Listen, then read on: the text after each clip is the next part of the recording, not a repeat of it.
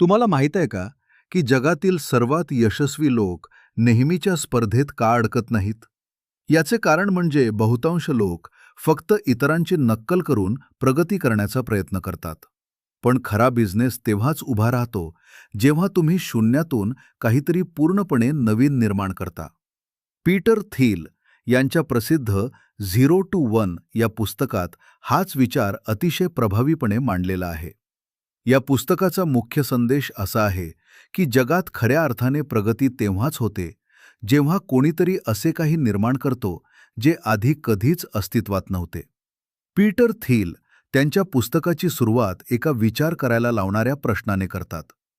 अशी कोणती गोष्ट आहे जी तुम्हाला सत्य वाटते पण संपूर्ण जग त्याशी असहमत आहे?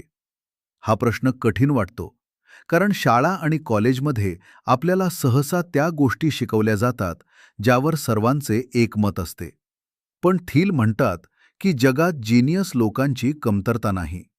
कमतरता आहे ती धाडसाची. घोळक्यापेक्षा वेगळा विचार करण्याचे धैर्य फार कमी लोक दाखवतात. आणि हाच वेगळा विचार भविष्यातील नवीन शक्यता निर्माण करतो. थिल यांच्या मते भविष्य म्हणजे फक्त उद्याची तारीख नाही. भविष्य म्हणजे असा काळ जेव्हा जग आजपेक्षा पूर्णपणे वेगळे झालेले असेल. जर पुढील 20 वर्षात समाजात कोणताही मोठा बदल झाला नाही, तर आपण म्हणू शकतो की भविष्य अजून आलेच नाही. भविष्याकडे पाहण्याचे दोन मार्ग आहेत. पहिला म्हणजे 1 ते N असा मार्ग, ज्याला ते हॉरिझॉन्टल प्रगती म्हणतात. याचा अर्थ आधीपासून असलेल्या गोष्टींची नक्कल करून त्यांची संख्या वाढवणे. उदाहरणार्थ, जर एखाद्या यशस्वी उत्पादनाची नक्कल करून त्याच्या अनेक प्रतिमा तयार केल्या, तर ते फक्त विस्तार आहे, खरा शोध नाही. दुसरा मार्ग म्हणजे 0 ते 1, ज्याला ते व्हर्टिकल प्रगती म्हणतात. याचा अर्थ असे काहीतरी तयार करणे जे आधी कधीच अस्तित्वात नव्हते. उदाहरणार्थ, टाइपरायटरची नक्कल करून 100 टाइपरायटर बनवणे ही फक्त कॉपी आहे. पण टाइपरायटरपासून प्रेरणा घेऊन वर्ड प्रोसेसर तयार करणे ही खऱ्या अर्थाने तांत्रिक प्रगती आहे. थिल एक महत्त्वाचा इशारा देखील देतात. त्यांच्या मते नवीन तंत्रज्ञानाशिवाय केवळ जागतिकीकरण वाढत राहिले तर ते जगासाठी धोकादायक ठरू शकते. जर भारत आणि चीनमधील कोट्यावधी लोकांनी अमेरिकेतील जुन्या जीवनशैलीप्रमाणेच मर्यादित संसाधनांवर आधारित जीवन जगायला सुरुवात केली, तर पृथ्वीवरील संसाधने आणि पर्यावरणावर प्रचंड ताण येईल. त्यामुळे जगाला वाचवण्यासाठी जुन्या पद्धतींचा विस्तार करणे पुरेसे नाही. आपल्याला पूर्णपणे नवीन तंत्रज्ञान आणि नवीन उपाय शोधावे लागतील. या सगळ्या बदलांचे खरे केंद्र म्हणजे स्टार्टअप्स. मोठ्या कंपन्यांमध्ये अनेकदा नवीन कल्पना दडपल्या जातात, कारण तिथे खऱ्या कामापेक्षा कामाचा दिखावा महत्त्वाचा ठरतो. दुसरीकडे एकटा माणूसही मोठे परिवर्तन घडवू शकत नाही. म्हणूनच स्टार्टअप म्हणजे अशा लोकांचा एक छोटा गट जो एका समान ध्येयासाठी एकत्र काम करतो आणि पूर्णपणे नवीन कल्पना प्रत्यक्षात आणण्याचा प्रयत्न करतो. स्टार्टअपचे खरे सामर्थ्य त्याच्या छोट्या आकारात नसते, तर त्याच्या विचारांच्या नवीनतेत असते. ते आपल्याला शिकवते की जे आधीपासून चालू आहे त्यावर प्रश्न विचारणे आणि अगदी शून्यापासून काहीतरी नवीन उभे करणे शक्य आहे. जर तुम्ही तेच करत असाल जे सगळेजण करत आहेत, तर तुम्ही जगाला पुढे नेत नाही, तर फक्त त्याच मार्गावर चालत आहात. खरा लीडर तोच असतो जो 0 ते 1 ची झेप घेतो आणि इतरांनी कधीच विचार न केलेली दिशा निवडतो. याच विचाराशी संबंधित एक महत्त्वाचे उदाहरण म्हणजे 1990च्या दशकातील .com बबल. त्या काळात इंटरनेटची लाट आली होती आणि अनेकांना वाटत होते की कोणतीही इंटरनेट कंपनी आपोआपच यशस्वी होईल. लोकांनी नफा किंवा टिकाऊ बिझनेस मॉडेलचा विचार न करता फक्त पेज व्ह्यूज आणि युजर ग्रोथच्या मागे धावायला सुरुवात केली. कंपन्यांना असे वाटत होते की जितके जास्त पैसे गमावतील तितकेच त्यांचे भविष्य उज्ज्वल असेल. ही एक सामूहिक भ्रमावस्था होती, जी नंतर मोठ्या आर्थिक बबलमध्ये बदलली. 1990च्या दशकाच्या सुरुवातीला मंदी आणि निराशेचे वातावरण होते. पण इंटरनेटच्या उदयानंतर परिस्थिती झपाट्याने बदलली. 1995 मध्ये नेटस्केपच्या IPOने बाजारात प्रचंड उत्साह निर्माण केला. त्यानंतर याहू आणि ॲमेझॉन सारख्या कंपन्या समोर आल्या आणि 1998 ते 2000 दरम्यान सिलिकॉन व्हॅलीमध्ये एक प्रकारचा गोल्ड रश सुरू झाला. अनेक लोकांनी सुरक्षित नोकऱ्या सोडून स्टार्टअप्स सुरू केले. अनेक कंपन्यांना ठोस बिझनेस मॉडेल नसतानाही प्रचंड व्हॅल्युएशन मिळत होते. पेपॅलसारख्या कंपनीलाही सुरुवातीच्या काळात वापरकर्ते मिळवण्यासाठी लोकांना साइन अप केल्यावर $10 देण्यासारख्या रणनीती वापराव्या लागल्या. परंतु 2000 साली हा फुगा फुटल्यानंतर गुंतवणूकदार आणि उद्योजक घाबरले आणि त्यांनी काही नवीन नियम तयार केले, जे पुढे स्टार्टअप संस्कृतीत प्रचलित झाले. लोकांनी मोठ्या कल्पनांऐवजी छोट्या-छोट्या सुधारणा करण्यावर भर दिला. ठोस योजना बनवण्याऐवजी लीन राहणे आणि परिस्थितीनुसार बदलत राहणे हा मंत्र दिला गेला. नवीन मार्केट तयार करण्याऐवजी आधीपासून असलेल्या स्पर्धेत थोडे चांगले उत्पादन बनवण्याचा सल्ला दिला गेला. तसेच असेही मानले गेले की जर उत्पादन खरोखरच चांगले असेल तर ते स्वतःहून विकले जाईल. पण पीटर थिल यांच्या मते हे सर्व निष्कर्ष चुकीचे आहेत. त्यांचे म्हणणे आहे की लहान-सहान सुधारणा करण्यापेक्षा मोठे आणि धाडसी स्वप्न पाहणे जास्त महत्त्वाचे आहे. कोणत्याही योजनेशिवाय काम करणे म्हणजे दिशाहीन प्रवास करण्यासारखे आहे. त्यामुळे वाईट योजनासुद्धा कोणत्याही योजनेपेक्षा चांगली असते. ते असेही सांगतात की जिथे खूप स्पर्धा असते तिथे नफा कमी होतो. म्हणून प्रत्येक व्यवसायाने शक्य असेल तिथे स्वतःचा वेगळा बाजार तयार करून मोनोपोलीसारखी स्थिती मिळवण्याचा प्रयत्न करावा. आणि शेवटी, कितीही उत्कृष्ट उत्पादन असले तरी योग्य वितरण आणि मजबूत सेल्स रणनीतीशिवाय ते लोकांपर्यंत पोहोचू शकत नाही. एखादी कंपनी जगासाठी खूप व्हॅल्यू निर्माण करू शकते, पण तरीही ती एक वाईट बिझनेस असू शकते. याचे सर्वात मोठे उदाहरण म्हणजे अमेरिकन एअरलाइन्स. त्या दरवर्षी करोडो लोकांना प्रवास घडवून अब्जावधी डॉलर्सची व्हॅल्यू क्रिएट करतात. पण प्रत्येक प्रवाशामागे त्यांचा नफा फक्त काही सेंट्सचा असतो. दुसरीकडे गुगल आहे, जे कदाचित एअरलाइन्सपेक्षा कमी व्हॅल्यू क्रिएट करते, पण त्यांचे प्रॉफिट मार्जिन एअरलाइन्सपेक्षा 100 पट जास्त आहे. असे यासाठी आहे कारण एअरलाइन्स पूर्ण स्पर्धेत अडकल्या आहेत, तर गुगल आपल्या मार्केटचा एकुलता एक राजा म्हणजेच एक मोनोपॉली आहे. अर्थशास्त्रात आपल्याला शिकवले जाते की स्पर्धा चांगली आहे, पण सत्य हे आहे की भांडवलशाही आणि स्पर्धा एकमेकांच्या अगदी उलट आहेत. जर तुम्ही असा बिझनेस बनवत आहात जो बाकी सर्वजणही करत आहेत, तर स्पर्धा तुमचा संपूर्ण नफा खाऊन टाकेल. मार्केटमध्ये स्वतःच्या वास्तवाबाबत अनेकदा दोन प्रकारचे खोटे बोलले जाते.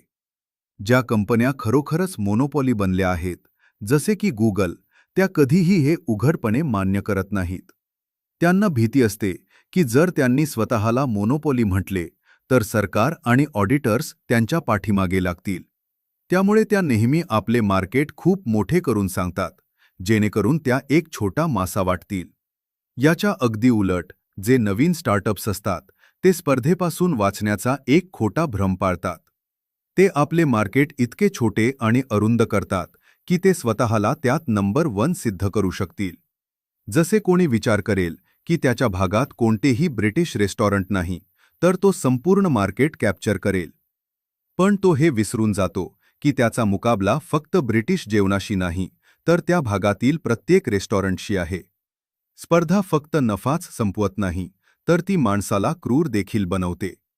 जेव्हा तुम्ही अशा मार्केटमध्ये असता जिथे दररोज फक्त टिकून राहण्याची लढाई असते, तेव्हा तुम्हाला नाईलाजाने तुमच्या कर्मचाऱ्यांचा पगार कमी करावा लागतो आणि प्रत्येक छोट्या-छोट्या गोष्टीत कपात करावी लागते. मोठ्या मिशेलिन स्टार रेस्टॉरंट्सचे शेफ्स देखील या स्पर्धेच्या दबावाखाली वेडे होतात. या उलट, एका मोनोपोली कंपनीला दररोज आपल्या अस्तित्वाची चिंता नसते. त्यांच्याकडे इतका नफा असतो की ते आपल्या कर्मचाऱ्यांना उत्कृष्ट सुविधा देऊ शकतात, समाजाचा विचार करू शकतात आणि भविष्यातील नवीन तंत्रज्ञानावर रिसर्च करू शकतात. बिझनेसमध्ये एकतर पैसा खूप महत्त्वाची गोष्ट असतो किंवा तेच सर्वस्व असते. ज्या मोनोपोली नाहीत, त्या पैशाव्यतिरिक्त दुसऱ्या कशाचाही विचार करू शकत नाहीत. आपल्याला अनेकदा शिकवले जाते की मोनोपोली समाजासाठी वाईट असते. ही गोष्ट एका थांबलेल्या जगात तर खरी आहे, जिथे कोणीतरी एका गोष्टीवर कब्जा करून बसेल. पण आपले जग गतिमान आहे, जिथे दररोज नवीन गोष्टींचा शोध लागतो. क्रिएटिव्ह मोनोपोली, जसे की ॲपलचा आयफोन, जगात नवीन तंत्रज्ञान आणि उत्तम पर्याय आणतात. या कंपन्यांना मिळणारा मोठा नफाच त्यांना आणखी मोठे इनोव्हेशन करण्याची प्रेरणा देतो. आणि कोणतीही मोनोपोली कायमस्वरूपी नसते. नवीन मोनोपोली जुन्या मोनोपोलीला मागे टाकते. जसे मायक्रोसॉफ्टने IBMला आणि ॲपलने मायक्रोसॉफ्टला आव्हान दिले. महान लेखक लिओ टॉल्स्टॉय म्हणाले होते की सर्व सुखी कुटुंबे एकसारखी असतात, पण प्रत्येक दुःखी कुटुंब आपल्या वेगळ्या पद्धतीने दुःखी असते. बिझनेसमध्ये याच्या अगदी उलट होते. जगातील सर्व यशस्वी आणि आनंदी कंपन्या एकमेकांपेक्षा पूर्णपणे वेगळ्या असतात. कारण प्रत्येक कंपनी एक अनोखी समस्या सोडवून आपली मोनोपोली बनवते. तर फेल होणाऱ्या सर्व कंपन्या एकसारख्या असतात, कारण त्या स्पर्धेच्या जाळ्यातून कधीच बाहेर पडू शकल्या नाहीत. पीटर थिल सांगतात की स्पर्धा हा फक्त एक आर्थिक संकल्पना नाही, तर ती एक विचारधारा आहे ज्याने आपल्या समाजाला वाईट प्रकारे जखडून ठेवले आहे. लहानपणापासूनच आपल्या शिक्षण व्यवस्थेत आपल्याला एकमेकांशी लढायला आणि गुणांच्या मागे धावायला शिकवले जाते. जी मुले एका ठराविक साच्यात चांगले गुण मिळवतात त्यांना हुशार मानले जाते, आणि जे वेगळा विचार करतात त्यांना कमी लेखले जाते. जसजसे आपण मोठे होतो, ही स्पर्धा आणखीनच धोकादायक बनते. उच्च शिक्षणामध्ये जाऊन लोक मॅनेजमेंट कन्सल्टिंग किंवा इन्व्हेस्टमेंट बँकिंग सारख्या सामान्य आणि सुरक्षित करिअरसाठी एकमेकांशी गळेकापू स्पर्धा करतात, आणि या शर्यतीत आपले खरे स्वप्न आणि सर्जनशीलता गमावून बसतात. थिल स्वतःचे उदाहरण देताना सांगतात की लॉ स्कूलनंतर ते सुप्रीम कोर्टाचे क्लर्क बनण्याच्या शर्यतीत हरले होते. त्यावेळी त्यांना खूप दुःख झाले होते. पण वर्षांनंतर त्यांना जाणवले की जर ते त्या दिवशी ती स्पर्धा जिंकले असते, तर कदाचित ते आयुष्यभर इतरांचे कायदेशीर दस्तऐवजच ड्राफ्ट करत राहिले असते आणि कधीही पेपॅलसारखी नवीन आणि क्रांतिकारी कंपनी बनवू शकले नसते. अनेकदा बिझनेसची तुलना युद्धाशी केली जाते, पण प्रत्यक्षात युद्धाप्रमाणेच स्पर्धा देखील खूप विनाशकारी असते. संघर्ष आणि लढाई समजून घेण्यासाठी थिल कार्ल मार्क्स आणि शेक्सपियरच्या विचारांची तुलना करतात. मार्क्सचे मानणे होते की लोक यासाठी लढतात कारण ते एकमेकांपेक्षा वेगळे असतात. पण शेक्सपियरचे मानणे होते की लोक यासाठी लढतात कारण ते अगदी एकसारखे असतात, जसे रोमिओ आणि ज्युलिएटमधील दोन्ही कुटुंबे. बिझनेसच्या जगात शेक्सपियरची गोष्ट अगदी खरी ठरते. कंपन्या एकमेकांची नक्कल करण्यात आणि आपल्या प्रतिस्पर्ध्यांना हरवण्यात इतक्या आंधळ्या होतात की त्या आपले खरे ध्येयच विसरून जातात. याचे सर्वात मोठे उदाहरण मायक्रोसॉफ्ट आणि गुगलची लढाई आहे. सुरुवातीला मायक्रोसॉफ्ट फक्त एक ऑपरेटिंग सिस्टीम बनवत होती आणि गुगल एक सर्च इंजिन. दोघांचा बिझनेस पूर्णपणे वेगळा होता. पण काळानुसार दोघे एकमेकांशी प्रत्येक छोट्या मोठ्या गोष्टीत लढू लागले. या परस्पर लढाईचा आणि अहंकाराचा परिणाम असा झाला की ते एकमेकांवरच लक्ष देत राहिले आणि ॲपलने गुपचूप येऊन त्या दोघांनाही मागे टाकले आणि जगातील सर्वात मौल्यवान कंपनी बनली. अनेकदा स्पर्धा कंपन्यांना अशा संधींचा भ्रम देते ज्या प्रत्यक्षात अस्तित्वातच नसतात. 90च्या दशकात ऑनलाईन पेट स्टोअर्समध्ये भयंकर लढाई झाली की कोण ग्राहकांना सर्वात जास्त सूट देईल.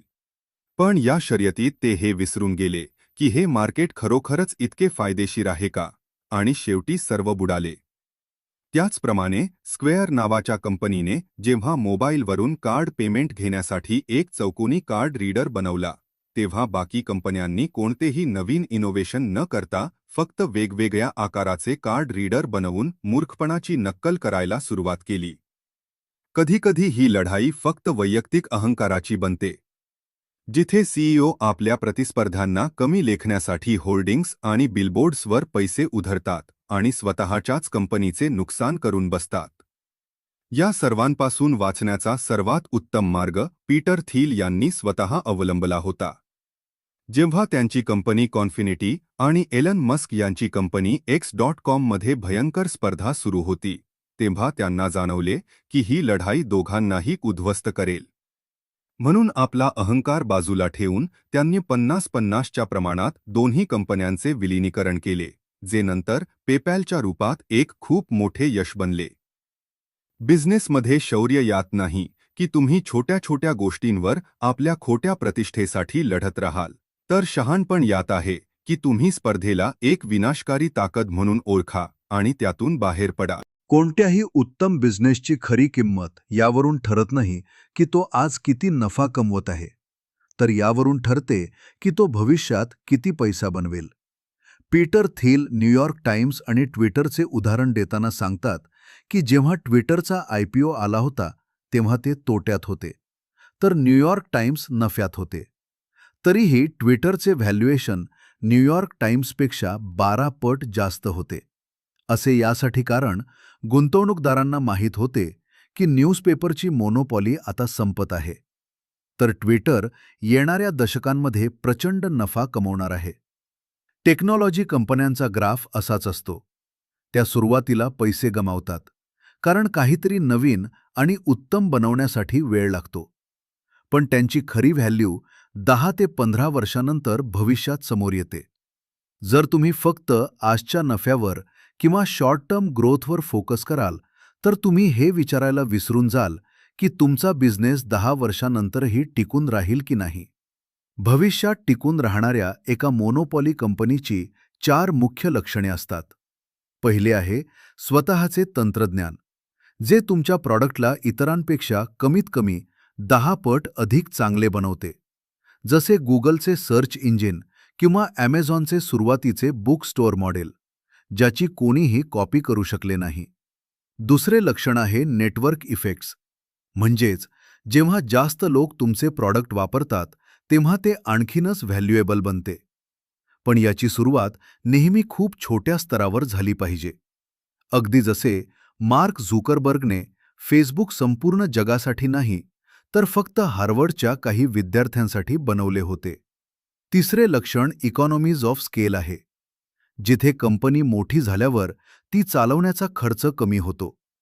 सॉफ्टवेअर बिझनेसमध्ये हे सर्वात जास्त काम करते, कारण एक नवीन सॉफ्टवेअर कॉपी बनवण्याचा खर्च जवळपास 0 असतो, तर एक योगा स्टुडिओ मोठा करण्यासाठी खूप खर्च करावा लागतो. चौथे लक्षण ब्रँडिंग आहे, जसे ॲपलची जबरदस्त ओळख. पण पीटर थिल चेतावणी देतात की मजबूत तंत्रज्ञान आणि उत्तम प्रॉडक्टशिवाय फक्त एका चांगल्या ब्रँडिंगच्या जोरावर बिझनेस जास्त काळ टिकू शकत नाही. एका यशस्वी मोनोपॉलीची सुरुवात नेहमी एका खूप छोट्या मार्केटला कॅप्चर करण्यापासून झाली पाहिजे. जर तुम्हाला वाटत असेल की तुमचे सुरुवातीचे मार्केट खूप मोठे आहे, तर ही धोक्याची घंटा आहे. मोठ्या मार्केटमध्ये स्पर्धा खूप जास्त असते आणि नफा 0 असतो. पेपॅलने सुद्धा आधी संपूर्ण जगाला टार्गेट करण्याऐवजी फक्त ईबेच्या काही हजार पॉवर सेलर्सवर फोकस केले आणि त्या छोट्या मार्केटवर आपला कब्जा मिळवला. एकदा का तुम्ही छोट्या मार्केटचे राजे झालात की त्यानंतर तुम्हाला हळूहळू त्याशी जोडलेल्या दुसऱ्या मार्केट्समध्ये पाऊल टाकले पाहिजे. अगदी जसे ॲमेझॉनने फक्त पुस्तकांपासून सुरुवात करून हळूहळू संपूर्ण जगाच्या बाजारावर कब्जा केला. या संपूर्ण प्रक्रियेत डिसरप्शन सारख्या फॅन्सी शब्दांच्या मागे धावणे टाळले पाहिजे. कारण जेव्हा तुम्ही जुन्या कंपन्यांशी थेट पंगा घेता, तेव्हा विनाकारण दुश्मनी आणि स्पर्धा निर्माण होते. अनेकदा लोक फर्स्ट मूव्हर ॲडव्हान्टेज म्हणजेच बाजारात सर्वात आधी येण्याबद्दल बोलतात. पण प्रत्यक्षात सर्वात जास्त फायदा लास्ट मूव्हर होण्यात आहे. तुम्हाला तुमच्या मार्केटमध्ये शेवटचा सर्वात उत्तम बदल केला पाहिजे, जेणेकरून त्यानंतर दुसऱ्या कोणासाठीही जागाच उरणार नाही. अगदी बुद्धिबळाच्या खेळाप्रमाणे यश मिळवण्यासाठी तुम्हाला कोणतीही चाल चालण्यापूर्वी आपल्या एंड गेम म्हणजेच खेळाच्या शेवटाबद्दल विचार केला पाहिजे. बिझनेसच्या जगातील सर्वात मोठा प्रश्न हा आहे की यश नशिबाने मिळते की कौशल्याने. अनेक यशस्वी लोक जसे Malcolm Gladwell, Warren Buffett, Jeff Bezos आणि बिल गेट्स आपल्या यशात नशिबाचा खूप मोठा वाटा मानतात. पण पीटर थिल म्हणतात की जर यश फक्त नशिबाचा खेळ असता, तर जगात स्टीव्ह जॉब्स, जॅक डोर्सी आणि एलॉन मस्क सारखे सिरियल आंत्रप्रेन्योर्स नसते, ज्यांनी एकामागून एक अनेक यशस्वी कंपन्या उभ्या केल्या आहेत. रेनेसान्सपासून ते 20व्या शतकाच्या मध्यापर्यंत लोक मानत होते की नशिबाला नियंत्रित केले जाऊ शकते आणि मजबूत लोक नशिबावर नाही तर कारण आणि परिणामावर विश्वास ठेवतात. आपण आपल्या भविष्याकडे कसे पाहतो हेच आपले यश ठरवते. भविष्याकडे पाहण्याचे 4 मुख्य मार्ग आहेत, ज्यांना निश्चित किंवा अनिश्चित आणि आशावादी किंवा निराशावादी या आधारावर विभागले जाऊ शकते. आजच्या जगात सर्वात मोठी समस्या अनिश्चित दृष्टिकोन आहे, जिथे लोक भविष्याला पूर्णपणे अनिश्चित मानून बसतात. याच कारणामुळे आजचे तरुण कोणत्याही ठोस विजनशिवाय फक्त आपल्या रेझ्युमेमध्ये वेगवेगळ्या एक्स्ट्रा करिक्युलर ॲक्टिव्हिटीज जोडत राहतात, जेणेकरून ते प्रत्येक गोष्टीसाठी तयार राहतील, जे की प्रत्यक्षात कोणत्याही विशिष्ट गोष्टीसाठी तयार नसणे आहे. याच्या उलट निश्चित विचार असणारे लोक एक स्पष्ट ध्येय ठरवतात आणि त्यातच सर्वोत्तम बनण्याचा प्रयत्न करतात. जर आपण या विचारांना जगाच्या दृष्टिकोनातून समजून घेतले, तर 1970च्या दशकानंतर युरोप अनिश्चित निराशावादी बनला आहे. तिथल्या लोकांना वाटते की भविष्यात घसरण येणे निश्चित आहे, पण ते काही करू शकत नाहीत, म्हणून ते फक्त सुट्ट्या आणि आजची मज्जा घेण्यात मग्न आहेत. दुसरीकडे चीन निश्चित निराशावादीचे सर्वात मोठे उदाहरण आहे. तिथले लोक जाणतात की त्यांच्याकडे संसाधने कमी आहेत आणि भविष्य कठीण असू शकते, म्हणून ते हा धोका खूप गंभीरपणे घेतात आणि मोठी बचत करतात. जगाला बदलणारा सर्वात उत्तम विचार निश्चित आशावादाचा असतो, जिथे माणूस हे मानतो की जर त्याने आज एक ठोस योजना बनवून काम केले, तर त्याचे भविष्य नक्कीच चांगले असेल. 17व्या शतकापासून ते 1950 आणि 60च्या दशकापर्यंत अमेरिका याच विचारावर चालला. याच विचाराचा परिणाम होता की Empire State Building, Golden Gate Bridge, Manhattan Project आणि अपोलो मून मिशन सारखे महान आणि विशाल प्रोजेक्ट्स काही वर्षातच पूर्ण केले गेले. त्या काळात जॉन रेबर सारख्या एका सामान्य शाळेनी शिक्षकाच्या विशाल आयडियाला सुद्धा लोकांनी गंभीरपणे घेतले आणि त्यावर टेस्टिंग केले. पण आजच्या काळात अशा कोणत्याही मोठ्या आणि दूरदर्शी प्लॅनला लोक फक्त अहंकार किंवा वेडेपणा मानून नाकारून देतात. हे चॅप्टर आपल्याला शिकवते की यश कोणतेही लॉटरीचे तिकीट नाही. भविष्य हा एक योगायोग नाही, तर ते एका स्पष्ट विजनसह बनवले जाते.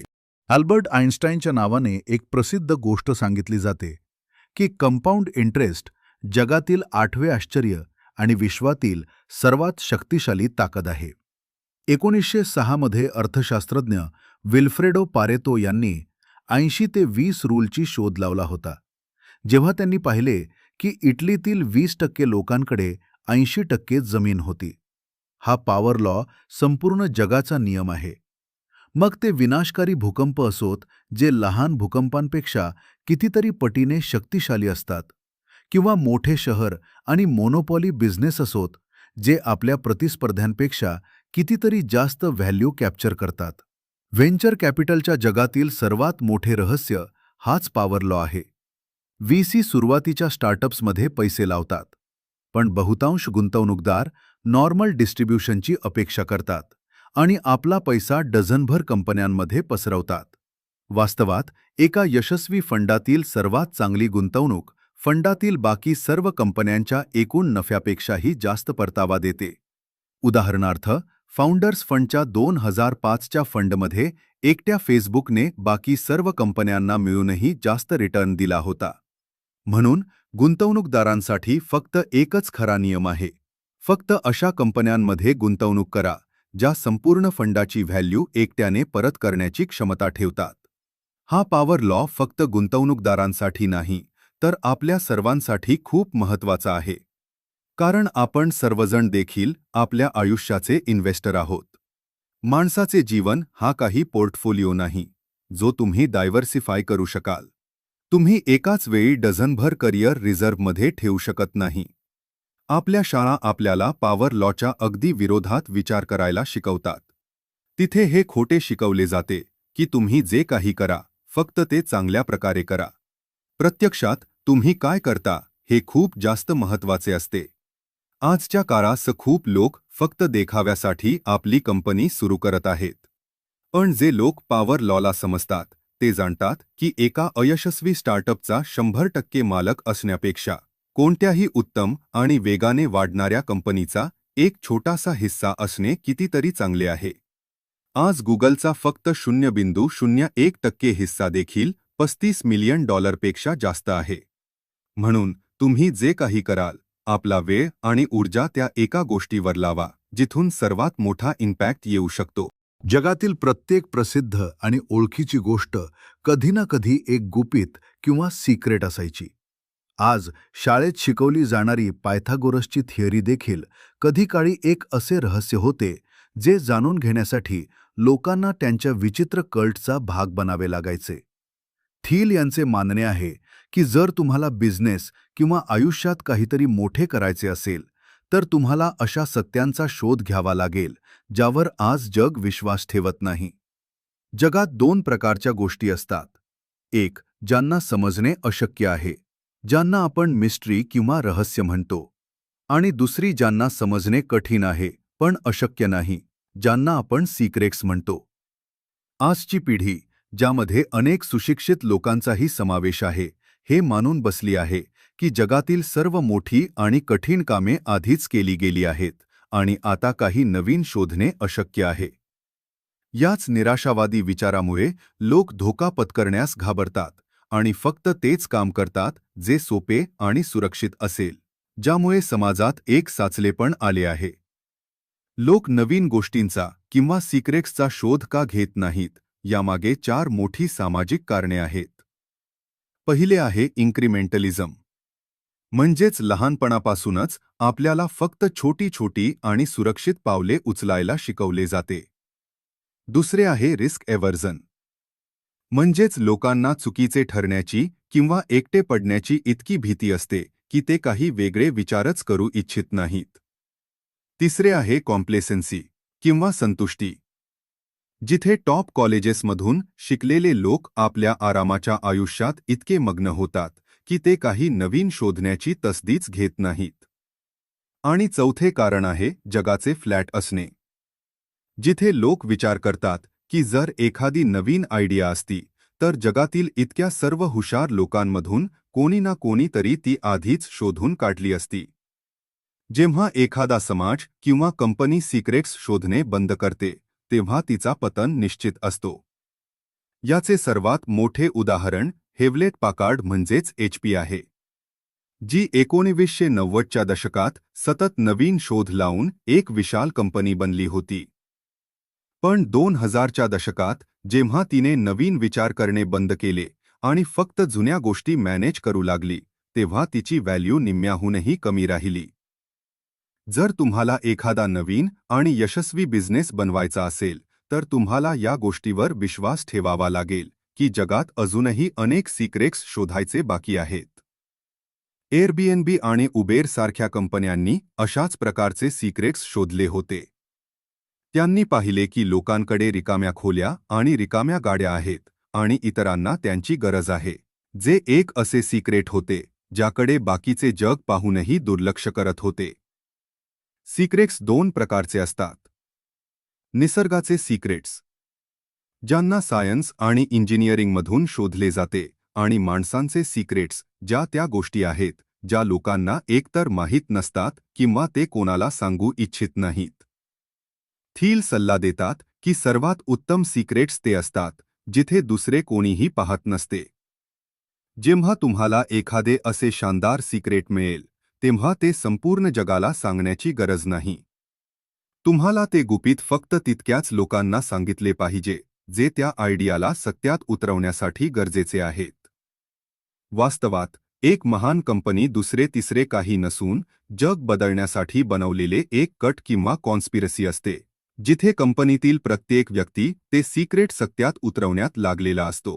कोणत्याही स्टार्टअपसाठी त्याच्या सुरुवातीचा काळ अत्यंत महत्त्वाचा असतो, कारण एका चुकीच्या पायावर मोठी इमारत उभी केली जाऊ शकत नाही. थील मानतात की एका कंपनीचे सुरुवातीचे निर्णय तिचे संपूर्ण भविष्य ठरवतात. आणि जर सुरुवातीला कोणती मोठी चूक झाली तर ती नंतर सुधारणे जवळपास अशक्य असते. याला ते थीलचा कायदा म्हणतात. एक स्टार्टअप ज्याचा पायाच खराब आहे त्याला कधीही दुरुस्त केले जाऊ शकत नाही. म्हणून एक फाउंडर म्हणून तुमचे सर्वात पहिले आणि महत्त्वाचे काम त्या लोकांना योग्य प्रकारे निवडणे आहे ज्यांच्यासोबत तुम्ही काम सुरू करत आहात. फाउंडेशन मजबूत करण्यासाठी थील 3 प्रकारच्या नात्यांमध्ये स्पष्ट फरक ठेवण्याचा सल्ला देतात. ओनरशिप, पोझिशन आणि कंट्रोल. ओनरशिपचा अर्थ आहे की कंपनीचे कायदेशीर मालक कोण आहेत. पोझिशनचा अर्थ आहे की दररोज कंपनी कोण चालवत आहे. आणि कंट्रोलचा अर्थ आहे की कंपनीचे मोठे निर्णय कोण घेत आहे. एका छोट्या स्टार्टअपमध्ये या तिन्ही गोष्टी अनेकदा एकाच ग्रुपकडे असतात, ज्यामुळे काम सोपे राहते. पण जसजशी कंपनी मोठी होते त्यांच्यात संघर्ष होऊ लागतो. थील विशेषतः सल्ला देतात की कंपनीचे बोर्ड छोटे असावे, कारण छोटे बोर्ड जास्त प्रभावी असते आणि वेगाने निर्णय घेऊ शकते. या चॅप्टरमध्ये आणखी एक अतिशय रंजक गोष्ट फाउंडरच्या पगाराबाबत सांगितली गेली आहे. थील यांचे म्हणणे आहे की ज्या कंपनीच्या सीईओचा पगार जितका कमी असतो त्या कंपनीच्या यशस्वी होण्याची शक्यता तितकीच जास्त असते. जर सीईओ खूप जास्त रोख पगार घेत असेल तर तो कंपनीला एका दीर्घकालीन विजनऐवजी एका सरकारी नोकरीप्रमाणे पाहू लागतो. याऐवजी कर्मचाऱ्यांना आणि फाउंडर्सना इक्विटी म्हणजेच कंपनीत हिस्सेदारी दिली पाहिजे. इक्विटी लोकांना भविष्यासाठी जोडून ठेवते आणि त्यांना कंपनी मोठी करण्यासाठी प्रेरित करते. शेवटी थील म्हणतात की एका स्टार्टअपला जोपर्यंत ते फाउंडेशन मोडमध्ये आहे तोपर्यंत नवीन शोध लावत राहिले पाहिजे, कारण एकदा का कंपनी स्थिर झाली आणि त्यात नोकरशाही आली की तिचा विकास थांबतो. कंपनीचे कोणतेही वेगळे कल्चर नसते, तर कंपनी स्वतःच एक कल्चर असते. एक यशस्वी स्टार्टअप बनवण्यासाठी तुम्हाला अशा लोकांना कामावर घ्यायचे नाहीये जे फक्त आपले काम संपवून घरी जाऊ इच्छितात, तर अशा लोकांना निवडायचे आहे जे एकमेकांसोबत काम करणे पसंत करतात आणि एकाच व्हिजनशी जोडलेले आहेत. हे समजून सांगण्यासाठी ते पेपॅल माफियाचे उदाहरण देतात. पेपॅलचे सुरुवातीचे कर्मचारी इतके सक्षम आणि एकमेकांच्या जवळ होते की कंपनी विकल्यानंतरही त्यांनी आपली ही मैत्री आणि काम करण्याची पद्धत कायम ठेवली. आणि टेस्ला, यूट्यूब, लिंक्डइन आणि येल्प सारख्या अनेक अब्जावधी डॉलरच्या कंपन्यांचा पाया रचला. एक मजबूत टीम बनवण्यासाठी थील म्हणतात की तुम्हाला कधीही अशा लोकांना निवडायचे नाही जे फक्त मोफत सुविधा किंवा मोठ्या पगाराच्या लालसेने येत आहेत. योग्य लोक तुमच्या कंपनीशी यासाठी जोडले गेले पाहिजेत, कारण त्यांना ती एक विशिष्ट समस्या सोडवायची आहे, जी जगात दुसरे कोणीही करत नाहीये. सुरुवातीच्या काळात टीममध्ये एकसारखा विचार आणि समर्पण असले पाहिजे, जेणेकरून कोणत्याही फालतू राजकारणाशिवाय खऱ्या कामावर पूर्ण लक्ष केंद्रित करता येईल. या व्यतिरिक्त कंपनीत काम करणाऱ्या प्रत्येक व्यक्तीने पूर्ण वेळ काम केले पाहिजे. पार्ट टाइम कर्मचारी किंवा बाहेरील कन्सल्टंट कधीही कंपनीच्या मुख्य मिशनशी पूर्णपणे जोडले जाऊ शकत नाहीत. या चॅप्टरचा सर्वात महत्त्वाचा सल्ला कामाच्या वाटपाबाबत आहे. थील यांच्या मते कंपनीतील प्रत्येक कर्मचाऱ्याकडे फक्त एक खास काम आणि एक वेगळी जबाबदारी असली पाहिजे. जेव्हा 2 लोक एकाच कामासाठी जबाबदार असतात तेव्हा त्यांच्यात आपापसातील लढाई आणि अस्वस्थ स्पर्धा होणे निश्चित असते. जेव्हा प्रत्येकाला स्पष्टपणे माहीत असते की त्याला काय करायचे आहे तेव्हा अंतर्गत गटबाजी संपते आणि पूर्ण टीमचे लक्ष बाहेरील मार्केट आणि प्रतिस्पर्धांना हरवण्यावर टिकून राहते. शेवटी थील सांगतात की एक उत्तम स्टार्टअप बाहेरील लोकांना एक कल्ट किंवा एखाद्या रहस्यमयी समूहासारखा वाटू शकतो. जर बाहेरील लोक तुमच्या टीमचे वेडेपण आणि उत्साह पाहून आश्चर्यचकित होत असतील तर समजून घ्या की तुम्ही अगदी योग्य मार्गावर आहात आणि तुमची टीम जग बदलण्यासाठी तयार आहे. पीटर थील सर्वात मोठा गैरसमज दूर करतात, जो अनेकदा इंजिनियर्सना आणि टेक जगतातील लोकांना असतो. त्यांचे असे मानणे असते की जर त्यांनी एखादे उत्तम प्रॉडक्ट बनवले तर लोक स्वतःहून ते विकत घ्यायला येतील. प्रत्यक्षात असे कधीच होत नाही. फक्त एक शानदार प्रॉडक्ट बनवणे पुरेसे नाही, तर ते लोकांपर्यंत पोहोचवण्याची पद्धत म्हणजेच डिस्ट्रीब्युशन सुद्धा तितकेच महत्त्वाचे आहे.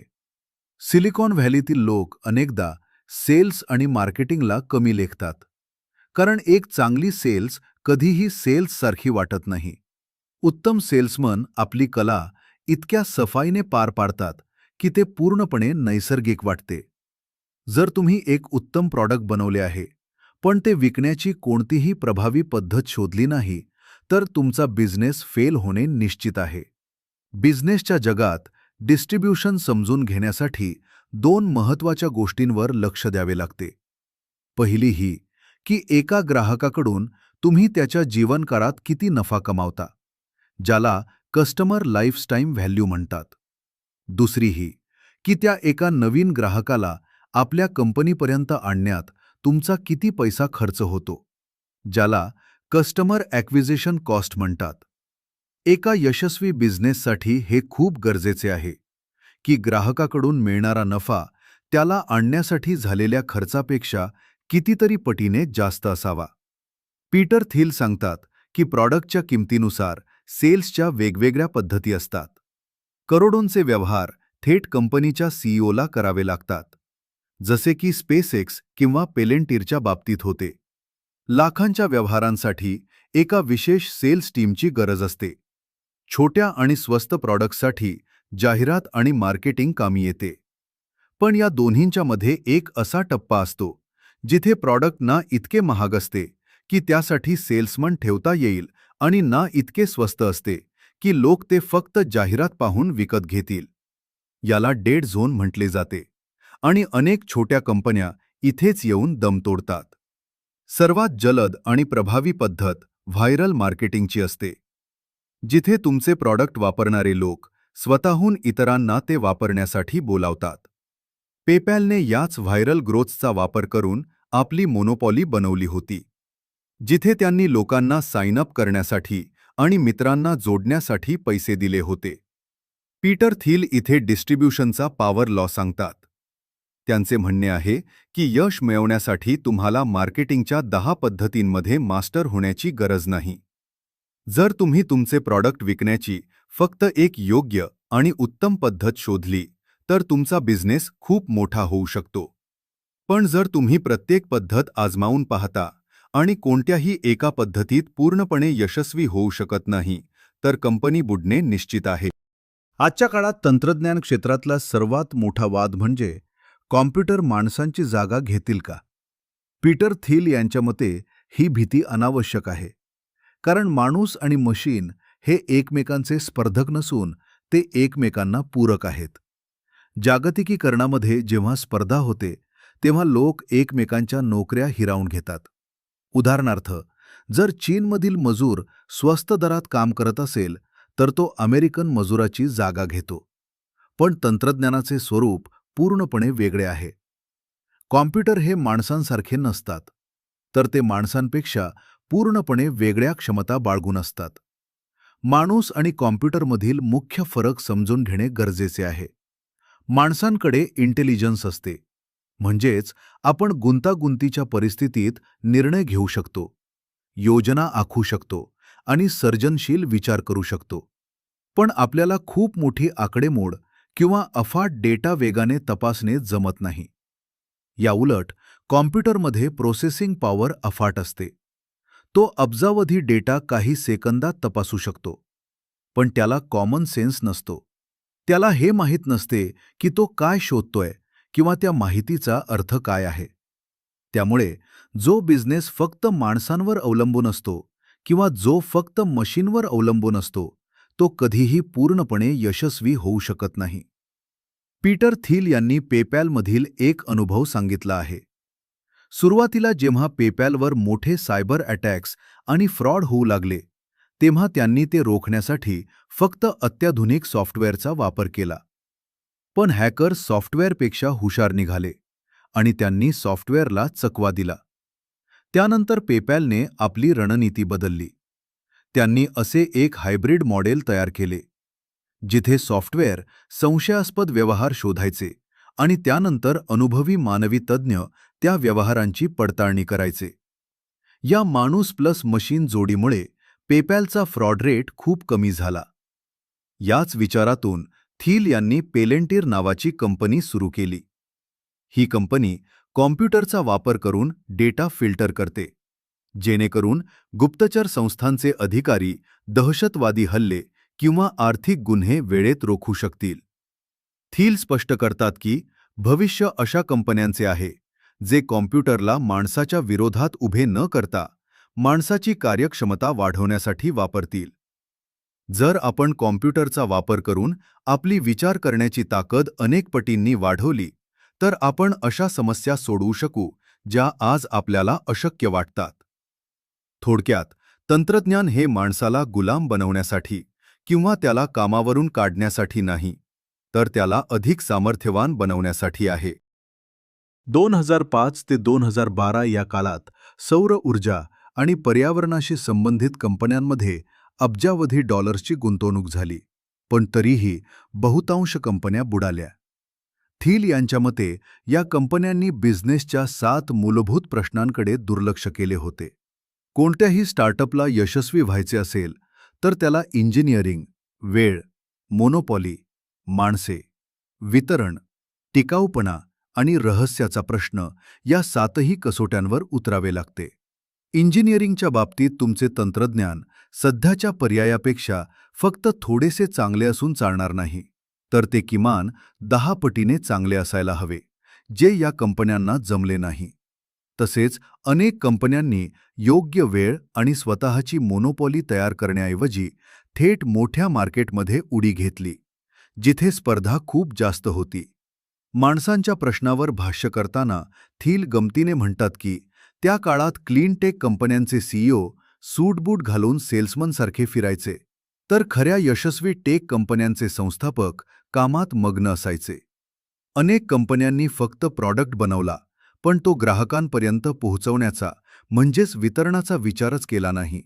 तसेच पुढच्या 10 ते 20 वर्षात मार्केटमध्ये टिकून राहण्यासाठी लागणारा टिकाऊपणा आणि इतरांना माहीत नसलेले एखादे सिक्रेट शोधण्यात या कंपन्या कमी पडल्या. पीटर थील स्पष्ट करतात की टेस्ला ही एकमेव मोठी क्लीन टेक कंपनी यशस्वी झाली, कारण त्यांनी या 6 प्रश्नांची उत्तरे अचूक शोधली होती. त्यांनी सुरुवातीला स्पोर्ट्स कार या अतिशय छोट्या लक्झरी मार्केटवर लक्ष केंद्रित केले, स्वतःचे डिस्ट्रीब्युशन नेटवर्क उभे केले आणि एक असा ब्रँड बनवला ज्याची कोणाशीही तुलना होऊ शकत नव्हती. थोडक्यात सांगायचे तर केवळ पर्यावरण वाचवणे हे उद्दिष्ट पुरेसे नसते, तर बिझनेसच्या कठोर नियमांचे पालन करणेही तितकेच गरजेचे असते. यशस्वी संस्थापकांचे व्यक्तिमत्व हे सामान्य लोकांसाठी एक कोड असतं, कारण त्यांच्या स्वभावात टोकाचे विरोधाभास असतात. थील यांच्या मते बहुतेक लोक हे नॉर्मल किंवा सरासरी स्वभावाचे असतात, पण यशस्वी स्टार्टअपचे संस्थापक एकाच वेळी अतिशय वेरपट आणि अतिशय हुशार किंवा एकाच वेळी अंतर्मुखी आणि अत्यंत प्रभावी संवाद साधणारे असू शकतात. ते कधी स्वतःला समाजापासून वेगळं पाडणारे बाहेरचे वाटतात, तर कधी त्यांना देवासारखं मानलं जातं. या टोकाच्या गुणांमुळेच त्यांच्याकडे जगापेक्षा वेगळा विचार करण्याची आणि अशक्य वाटणाऱ्या गोष्टी शक्य करण्याची ताकद येते. हे प्रकरण पुढे स्पष्ट करतं की इतिहासापासून आपण पाहिलं तर महान नेत्यांना किंवा राजांना कधी खूप प्रेम मिळालं आहे, तर कधी त्यांचा तिरस्कार केला गेला आहे. आधुनिक काळात स्टीव्ह जॉब्स हे याचं उत्तम उदाहरण आहेत. त्यांना त्यांच्या स्वतःच्या कंपनीतून काढून टाकण्यात आलं होतं, पण पुढे त्यांनीच ॲपलला जगातील सर्वात मौल्यवान कंपनी बनवलं. थील सांगतात की संस्थापकांचे हे वेड किंवा विचित्रपणा कंपनीसाठी महत्त्वाचा असतो, कारण तो कंपनीला एक वेगळी ओळख आणि दिशा देतो. पण यात एक धोकाही असतो. जर संस्थापक आपल्या स्वतःच्या प्रतिमेत खूप अडकला किंवा त्याने स्वतःला नियमांच्या वर समजायला सुरुवात केली, तर तो स्वतःच्याच पतनाला कारणीभूत ठरू शकतो. पुस्तकाच्या शेवटी थील एक महत्त्वाचा संदेश देतात की आपलं भविष्य हे कोणत्याही मशीनवर किंवा नशिबावर अवलंबून नाही. आपण आज जे निर्णय घेतो आणि जे नवीन निर्माण करतो, त्यावरून उद्याचं जग कसं असेल हे ठरतं. जागतिकीकरण आपल्याला फक्त जुन्या गोष्टींच्या आवृत्त्या देऊ शकतं, पण खरी प्रगती फक्त तंत्रज्ञानामुळे आणि 0 ते 1चा प्रवास करणाऱ्या विचारवंतांमुळेच शक्य आहे. आपल्याला अशा लोकांची गरज आहे जे प्रश्नांना घाबरत नाहीत आणि जे स्वतःचा रस्ता स्वतः तयार करतात. थोडक्यात, भविष्य हे आपोआप घडत नाही, तर ते आपल्याला जाणीवपूर्वक घडवावं लागतं.